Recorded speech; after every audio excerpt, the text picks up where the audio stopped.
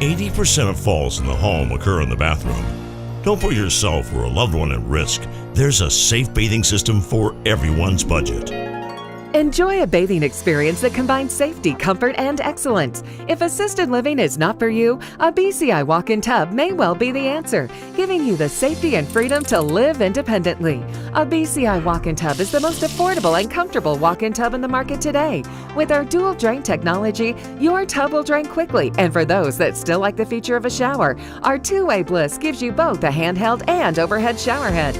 We offer the best financing in the industry with payments as low as $99 per month or no interest, no payments for 18 months with approved credit. For comfort, safety, price, and selection, it's got to be BCI Walk-In Tub. Be one of the first 50 callers and save $1,500. Call 800-354-4377, 800-354-4377 for a free no obligation in-home consultation.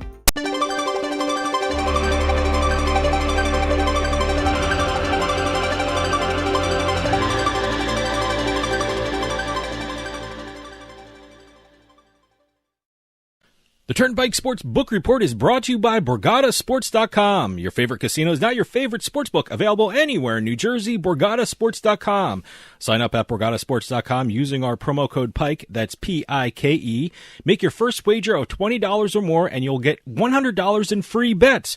That's $100 in free bets when your first wager on Borgata Sports is $20 or more. Get into the action with BorgataSports.com. Must be 21 years or older and in New Jersey to place a bet. Terms and conditions apply. Gambling problem? Call 1-800-GAMBLER. Welcome to the Turnpike Sports Book Report. I'm Doug Weischadle here with Dave Weischadle. We're here to give you a whip-around look at some of the latest news that came out of the sports betting industry over the past week. As always, we're going to start off with our state and national reports. We've got Arizona reporting their September numbers, so that means we can actually go through the final numbers for September of 2022. Oh, that's right. Arizona is always the straggler. Yes. And, what are they, like 2 months behind? Well, them and Illinois always are the last two to report. Okay. But we'll be able to do the September total sports betting numbers on a national level, as well as the final top 10 for September. And we're starting to see everything settle in a little bit for the top 10, especially for the top 5, and we'll go through that during the report segment. Deals, we've got deals involving DraftKings, Tipico with the first-of-its-kind deal. Caesar Sports was the beneficiary of a deal this past week. Yes. And we have MSG Networks, as well as in the news for what they've been doing in terms of the sports betting industry. Industry updates, we've got a lot of licensing news coming out of Ohio. We've got Maryland. We've even got some news coming out of Washington State.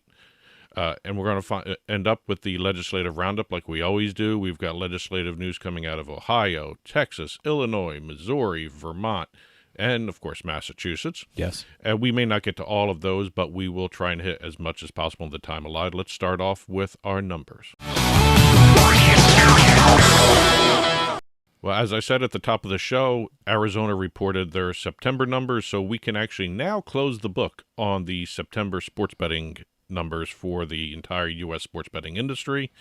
In terms of sports betting handle for the nation, the handle ended up being just a bit below $8 billion, $7.919 billion, just below $8 billion. Gross gaming revenue, $927 million. Adjusted gaming revenue for the states that still remove promos and other deductions by the sportsbook operators was about $787 million. That's about maybe $150 million difference between the two. That number may slowly close as more and more states remove the deductions from their legislation. Yeah. Let me tell you something. If you're ever in the sports betting business, you'll be shocked at how many accountants there are. It's MBAs, lawyers, and accountants. The hold is interesting. A couple years back, when this first started, everyone was looking at the national hold at around 7%. Everyone was saying when Tennessee passed their 10% legislative hold requirement, that was kind of out of left field. Now we're starting to see, and September is indicative of it, just about a 12% hold nationally. Wow. Okay. So and a lot of the the state's sports betting industry showed in September. Some of them were really high, 13, 14%. That was an issue a couple of months ago. I remember reading some articles about that. I think Altruda had an article about Chris that. Altruda Chris from Altruda from Sports Handle had an article about that. So the hold has been going up. The hold is on a national level, yeah. Yeah. And taxes, $173 million for the overall tax revenue industry, if you want to call it that. What else happens when Arizona reports their numbers? We can actually put up the final top 10 sports betting handles for September. Okay. Let me just – I always do this. Is it number 1, New York. Mm-hmm. Number 2, New Jersey. Yes. Number 3, Illinois. Yep. Number 4, Nevada. And number 5, I'm going to say Pennsylvania. Well, the top 5 is always okay. Those So five. I got that right. Okay, right in order. good, I got it right. What's interesting is, by the way, I didn't look that up before I did that. I think we've seen the number 1 spot, the number 4, and number 5 spots settle into those 3 states: New York, Nevada, and Pennsylvania. Well, I'm curious this coming year that 5th spot where Pennsylvania has just lived in. I'm very curious if Ohio will take that over. Ohio has some great sports teams, college and pro, and they have some very big cities, some pretty big population densities there. So I'm very curious to see if Ohio creeps into the top 5. Ohio and Maryland too. You gotta look at too. Now that Maryland, they have a fully functioning industry, both retail and online. Ohio is going to be interesting. You're right, because we'll see exactly what the impact they have there is. But in the top 5, every month we're seeing, like I said, 1, 4, and 5 are always New York, Nevada, and Pennsylvania. I think we had one month where Illinois and New Jersey flipped. That was what I was going to say. 2 and 3. Was that September or August? Well, we're talking September, so it was August, I believe. So it was August? Yeah. Okay. But right now, New Jersey and Illinois are only separated by $50 million. Wow. Okay. For 2 and 3. So we may see another flip. Okay. But again, right now, I think that's going to be a battle all the time now. That's what's going to be. And rounding out the top 10, we have Arizona number 6, Colorado number 7, Virginia, Michigan, and then rounding out the top 10 is Indiana. Okay. Last month in August, Iowa was in the top 10, I believe, instead of Indiana. So I'm surprised Michigan isn't a little higher. You know? Again, Michigan is becoming an online gaming powerhouse more so than just online sports betting. Their iCasino industry is just kicking ass. Oh, and poker, online poker. Yes. They do a great job with that. In terms of state benchmarks, got a couple of them. We have Virginia reporting that they are now the 9th state to clear $7 billion handle post-PASPA. I love what Virginia is doing. I mean, across the gambling spectrum. I mean, they have casinos now. Well, the temporary casino, but they're building some permanent casinos there, and I people are loving it. So they're doing great in sports betting too. Oh yeah, no, they're an online-only industry, just like Tennessee. Wyoming reported state highs for handle, GGR, and adjusted gaming revenue. All 3, they hit their high marks all across the board. Handle of $17 million, GGR of $2 million, and adjusted gaming revenue of $1.1. So they're giving out a lot of deductions there. Yep. Oregon brought out their November sports betting report. Wow. Yes. Is it Oregon the first one to do November? They are the first. They're always the first. I think one. I was asking about that. I can't remember who I was asking about. Did New York have their final November numbers? I guess we got to wait a couple weeks for that. The official November numbers. The official. If I wasn't so lazy, I'd go and compute it myself. But I wait for the official. The November number in terms of handle for Oregon, they became the 19th state to pass the $1 billion mark. Yeah. Post-PASPA handle. Oregon is one of those states that's big in table tennis. Them and Colorado. So. Well, I haven't seen the breakout for table tennis anymore since DraftKings took over the sports betting industry. But one interesting note regarding Arizona, going back to the September numbers, and I just wanted to close out the segment with that. According to the reports, 9 operators in Arizona totaled $1.16 million in GGR. Okay. That is less than 1% of, the top 3, you have FanDuel with 36% of the market, DraftKings with 24%, BetMGM with 20%, Caesars is right up there in the teens, and then everybody else is just hitting about 1%. Well, New York's like that. I mean, the top Yes. 4 have 93, 94% of the market. Then 5 more online operators have to split the remaining whatever. remember it is. 5 or 6% of the market. I mean, it's interesting. I'm very curious about that situation as time goes on because look, we're having some sports books fold up out west. Well, these still had so- Maxim Bet in the numbers, and this was Okay. before a lot of the folding.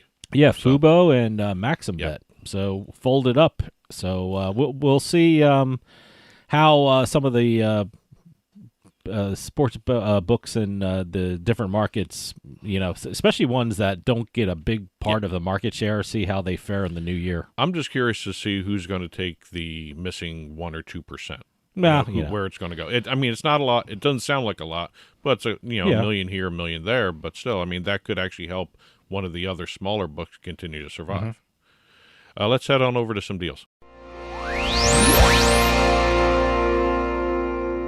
In this week's deals segment, we've got a couple sports books that have benefited from some previous deals, and we're going to be building upon those as we talk about here, because DraftKings and the PGA Tour earlier this year announced that they were going to be doing a retail book at TPC Scottsdale, the golf course that is the home of the Waste Management Phoenix Open. Yeah, no, it's I'm very curious to see the setup of that sports book. I guess you're going to talk. We'll they talk just about it right they here. just broke ground. They right? just broke ground. Yep.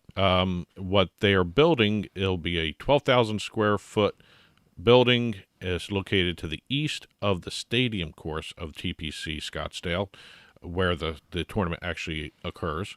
Will it have views of the course? yes, I'm very yes. curious about that. It's going to have room for 390 people, open year-round, food and drinks, going to have 40 betting kiosks, 7 ticket windows, and over 3,400 square feet of video walls and screens. Wow, great. So it's going to be huge. They're also going to have an outdoor patio with video screens. They're going to have VIP cabanas. See, that's what I was curious about. Yes. I mean, it's such a beautiful area of the country, and Yes. it's warm all the time. I'm curious to see if they have like an outdoor component to it. And they also have fire pits on the Okay.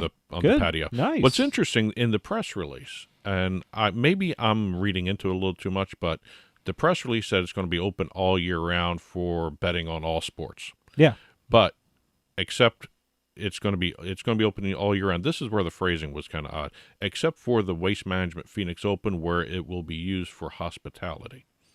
Well, I would I think. wonder if they're going to be able to bet on that tournament, the way it's phrased. I don't know if they're actually not going to have betting, but I think it's probably, when they say hospitality, I think they mean for people attending the event. Yeah, that'd probably be like press conferences or things like that, or parties. Have all these companies, the ones that sponsor, they always have parties somewhere. So that's probably where it'll be. I'm sure you can bet on. Yeah. I mean, it doesn't make sense if you're going to have a sports book there and you can't bet on the event that it's there. But no, I can't wait to see this. I mean, I'm seeing plans. I saw some pictures a couple months ago, and it looks pretty impressive. It looks really nice. Well, that was an extension of the deal that was earlier on. Well, that's the benefit of in a warm climate. Yes. You're not going to have an outdoor one in Jersey or anything like that. Well, you probably could. Or upstate nowadays. New York. You're not going outside you're not gonna have to one. bet. Well, Orchard Park, Buffalo. That's going to be interesting to see if they do anything like that there, because I know there's a sports betting lounge coming there.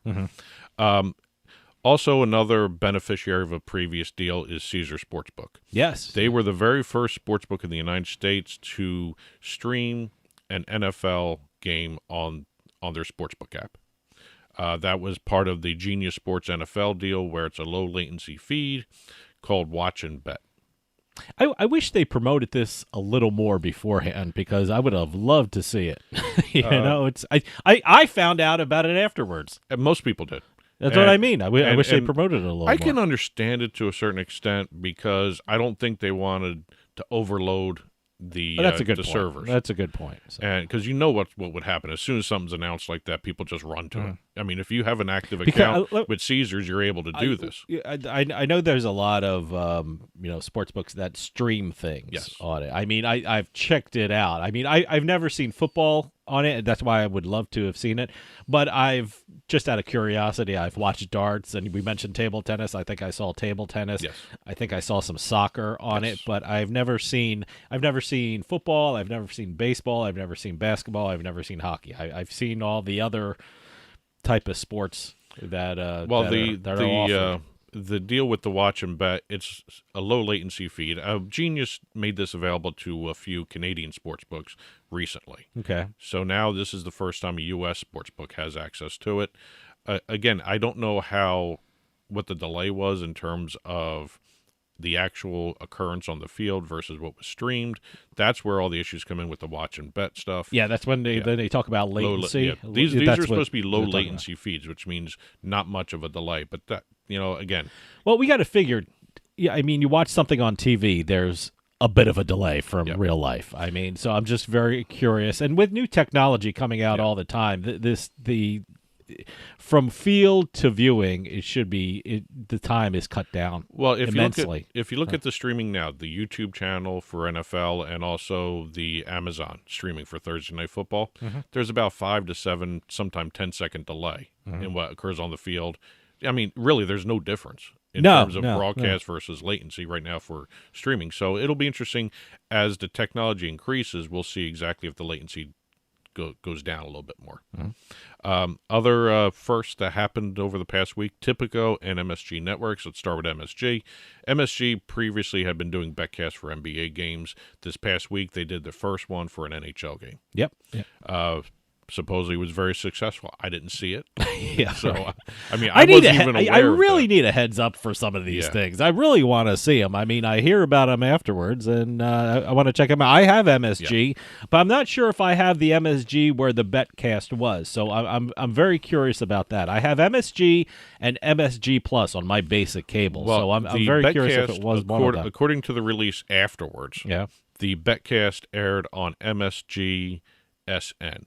Okay, I'm not sure I have that. That's only available in certain areas. I guess, is that the app kind of thing? That's Madison Square Garden Sports Network. Okay, all right. That's a totally different channel. That's like their fourth channel. Okay, the all right. Like I said, in my basic cable, I have MSG and MSG Plus. But they aired it. It was aired alongside the mainstream broadcast, integrating DraftKings odds and betting options, all that. Tipico. Haven't heard from Tipico in a while in terms of deals. They just did a first-of-a-kind deal with, and I can't believe someone hasn't done this before because it makes perfect sense. Concert. They did a partnership with the concert tour and venue promoter AEG Presents in Ohio, which means you're going to see Tipico sportsbook branding, advertising at several different venues across Ohio for live events. That should be interesting. Ohio is going to be a very interesting market. There are things that are asking for sports betting licenses that are very unique. What did you tell me the other day? Who is Phantom Fireworks? Yes, they were on the list. Why would they want a sports betting license? So kiosk. A kiosk license. Certainly kiosk. Everyone's going for the kiosk. I guess that's what it is. Ohio's going to be another Vegas. You're going to go to a supermarket. And you're going to be able to bet and things like that. Well, since you brought up Ohio, let's get on over to the industry updates where we are going to start off with Ohio. Good.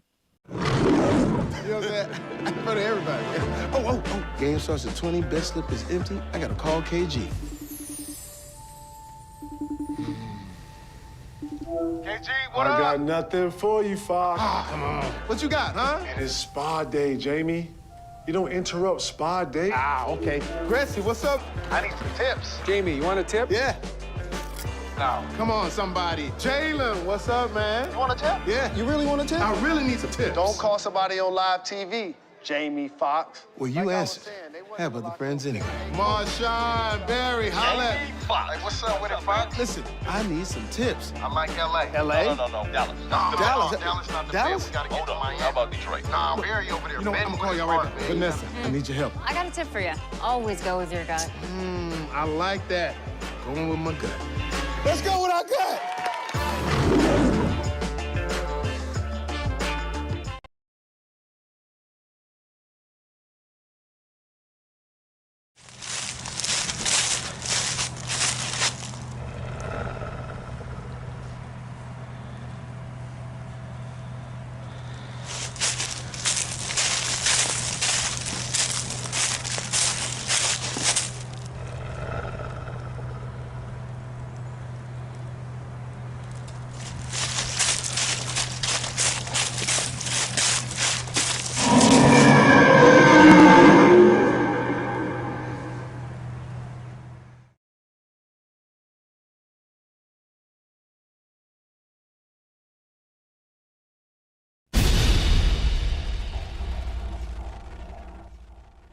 Well, like we finished up in the previous segment, we're starting off in Ohio. We've got Sport Radar being licensed ahead of the state's online sports betting launch.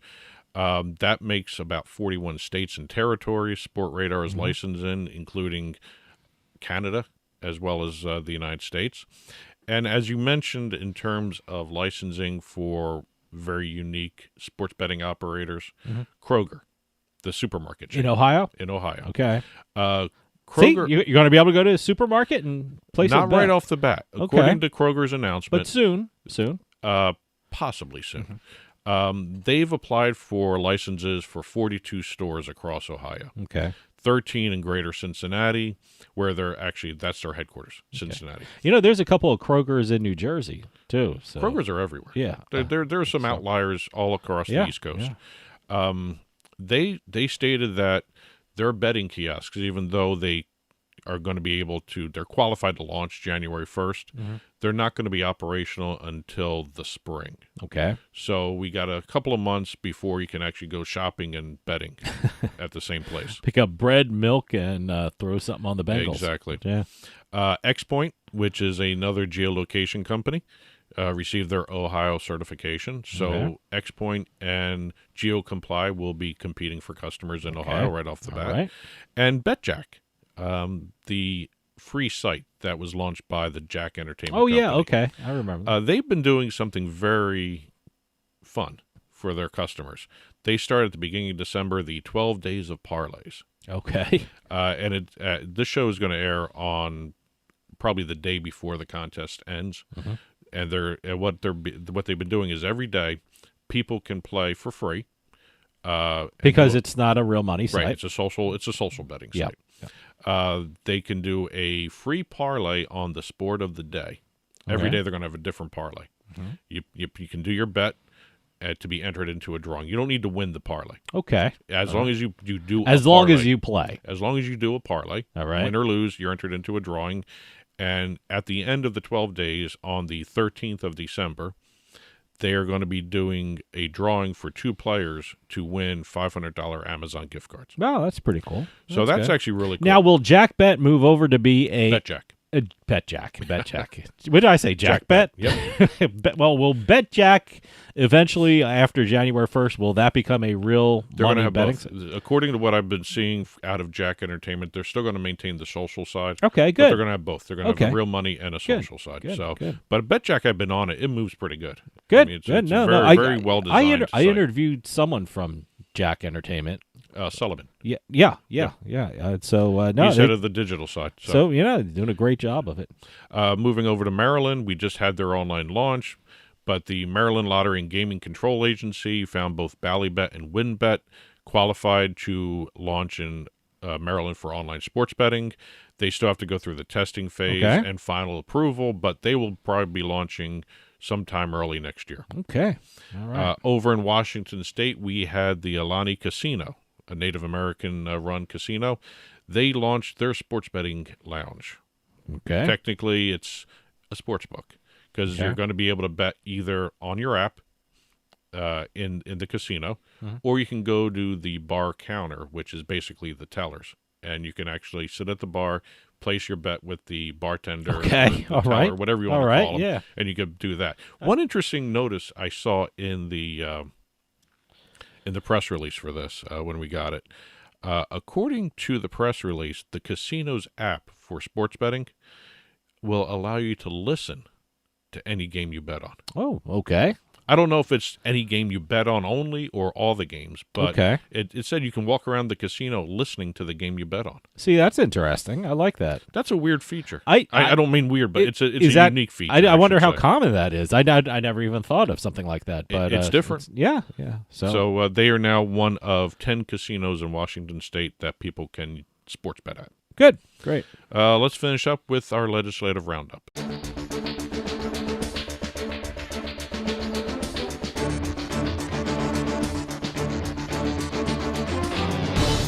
Well, like I said at the top of the show, we've got a lot of legislative updates to talk about. We got a bunch of states doing some pre-filing in terms of sports betting bills, in terms like Texas and Missouri. Well, let's be honest. We both worked in government. We know December, everyone's trying to get things done at the end of the year. So everyone's filing things or having their meetings or having extra long meetings so they can get away for the holidays. So that's what's happening right now. Also, when you pre-file the bill, you actually get higher up in the queue for when you actually get scheduled to have the debates on the bill. Well, plus there were elections in a lot of states, and a lot of politicians are leaving office before the next legislative slate starts.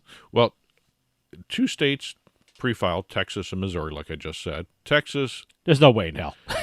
I don't know. I'm not going to say no way in hell, but don't expect anything soon from Texas. When you have all if anything the happens in teams, Texas, it's going to be a couple of years. When you have all the sports teams in Texas involved, there's going to be money flowing. Sure, so absolutely. Depends on if you put the money in the right places. Let me put it that way. So we'll see. But again, it's online sports betting as well as retail, expansion gambling, all that stuff. Sure. I don't know. Yeah. Missouri had 2 bills pre-filed. Okay. One is SB1. It's legalized sports betting and VLTs, video lottery terminals. The sports betting segment is basically the same we see everywhere in this one bill. The other bill, filed by Missouri Senator, I'm going to mispronounce his name, Lutkett-Meyer. I don't know how to pronounce it, and I apologize, Senator. He pre-filed a bill that would create sports betting districts in the state. Kind of like a Louisiana kind of thing, like certain parishes or counties, as we call them, somewhere or other. Yeah. Certain areas will be. That's an interesting one. I'm not sure. It's a good idea. I mean, if you want to think about it, and it actually kind of.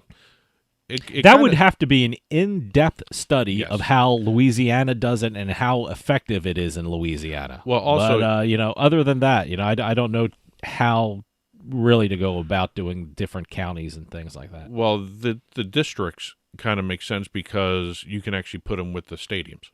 Okay, I mean, okay, that's where you put around stadiums and things like that, and in certain counties. Is that what he's talking about? That's what he's talking about. All right. Well, sort of like what Philly has with Xfinity Live, that area where it's all the stadiums are together. So he wants one. But he has big one casino right there. Betting district. I think he wants or multiple betting districts, and it also alleviates the pressure of everyone saying, "I don't want it in my backyard." Okay. Well, that's one of the interesting things about legislation. The compromises make up for some interesting there's going to be situations. Lots of compromises. Yeah.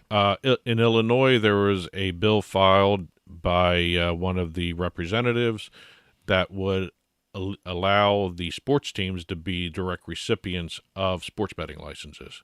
Currently, right now, the sports teams can't get sports betting licenses. Okay. They have to partner with an operator that gets a license. Okay. So there's a bill there removing that obstacle so the teams like the Bears, the Cubs can actually have direct licenses and not have to worry about doing a partnership. Okay.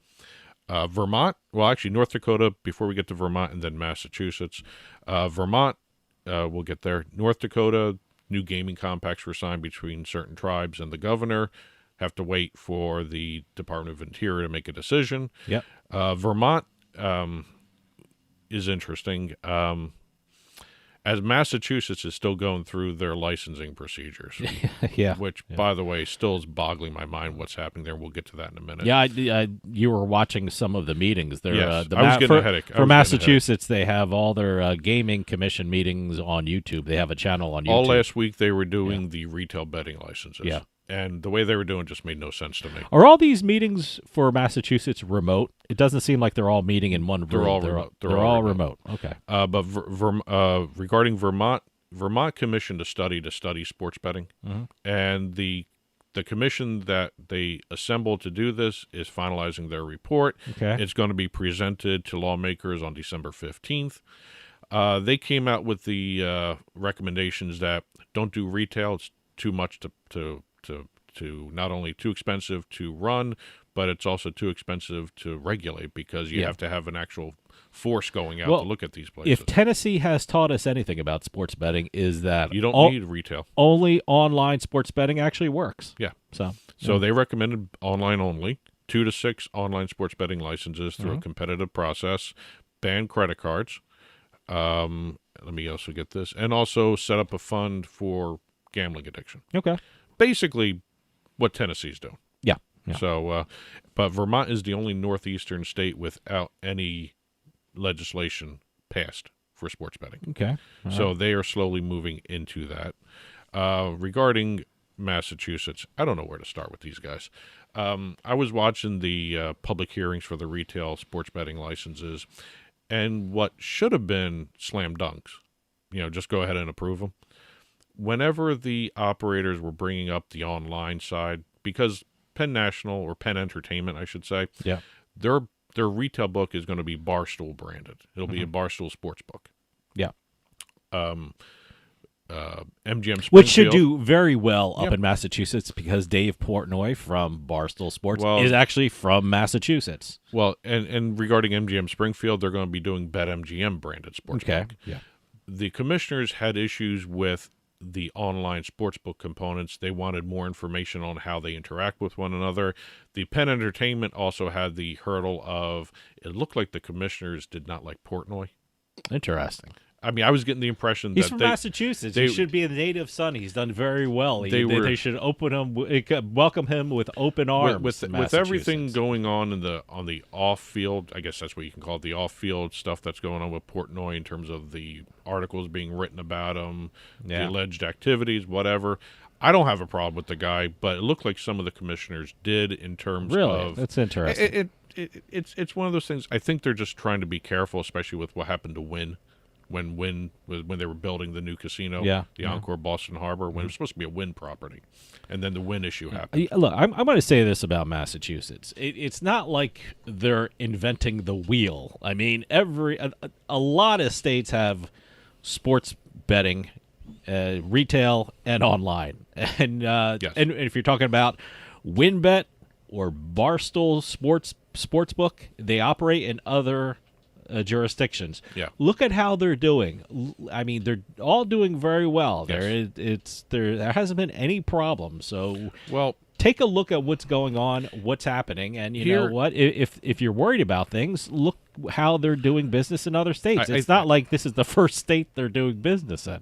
I think what the commission made a mistake with regards to what they're doing, they're holding the retail license public hearings first, and then they're going to be doing the online components after that. I think what they should have done was these retail operators that have online sportsbook components to them, and they're using the online sportsbook components as their branding. I think they should have actually had those online sports betting licenses tied in with these public hearings and had the vote together for both of those. Yeah. Because right now, what's slowing everything down is they want more information on the online sportsbook components, and they're deferring the voting. They deferred Plainridge. They deferred. It seems like MGM Springfield. They're surprised that these two things are connected. Look, you're going to find out that online gaming, online sports betting, online poker, they're connected to the retail because, number one, they're licensed through the retail, and number two, the loyalty cards. You sign up with your loyalty cards and online things, so they're connected. You get comps when you play online. Believe it or not, these comps, go to the, MGM was doing commercials before the summer. Use your online comps for free rooms and free food and free shows at all our MGM properties. I have to admit, they're connected. One of the questions that really bothered me by one of the commissioners was when she asked about more information on BetMGM because she was unfamiliar with BetMGM and what that was. Well, come on. That I don't know if I don't know if they're playing dumb. I don't. Okay, maybe you could. They're commissioners. You don't have to play dumb. You can say, you know what? Give me more information. I want to see the actual connection, how this is going to work in our state. And also one other aspect, and I understand this from the casino side of everything. The gaming commissioners wanted information on their marketing and advertising plans. Okay. No one's going to reveal that to the public right now. because I it understand gives the competition a leg up. You see somebody else's advertising campaign, sure, you know what to go against. Well, look, you want to. I understand the commissioner is asking that, and certainly the sports book should have known that they would ask for that, and I'm certainly they're going to have a mechanism where they knew they were going behind to closed doors they were doing executive sessions afterwards. But advertising is an issue. I mean, New Jersey. I mean, we're getting pounded with TV advertising for these. We get online sports books, online casinos, and online poker. I just saw a Poker Stars commercial on TV today. So you want to know what these advertisements are saying and who they're trying to reach, and remember, like that, Massachusetts has that odd aspect in their law where the advertising has to be aired in a way that it's not going to hit an under 21-year-old. Sure, advertising. Don't know how you're going to do that. You certainly want to be responsible with your advertising. So I understand why the commissioners are asking for that. And I think that's also I get that. So that also may be part of the issue they had with Barstool Sports, because that brand does target under 21.